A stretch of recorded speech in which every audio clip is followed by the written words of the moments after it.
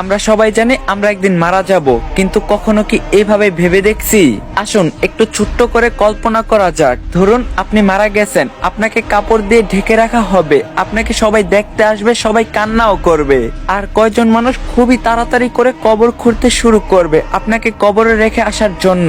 আর কেউ বাজারে যাবে আপনার জন্য সাদা কাপড় কিনে আনতে।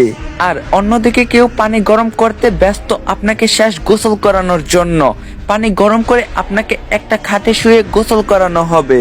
তারপর আপনাকে একটা সাদা কাপড় পরানো হবে, সাথে একটু সুগন্ধিও লাগিয়ে দিবে। আর ওইদিকে কবরও তৈরি হয়ে গেছে। এবার আপনাকে নিয়ে যাওয়া হবে জানাজার নামাজের জন্য। নামাজ শেষে এবার কয়েকজন মানুষ আপনার খাটটা কাঁধে তুলে নিয়ে যাবে আপনার আসল গন্তব্যের দিকে। কবরে নিয়ে গিয়ে দুইজন মানুষ আপনার কবরে নেমে আপনাকে খুবই আস্তে করে কবরে শুইয়ে দিবে।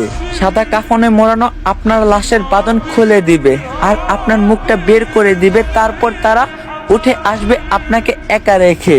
তারপর আপনার কবরের উপর বাঁশ বিছানো হবে ঢেকে দেওয়ার জন্য। এবার সবাই আপনার কবরে মাটি দিচ্ছে আর চলে যাচ্ছে। আপনার উপরে বিছানো বাঁশের ফাঁকা দিয়ে আপনার উপর কিছু মাটিও পড়ছে।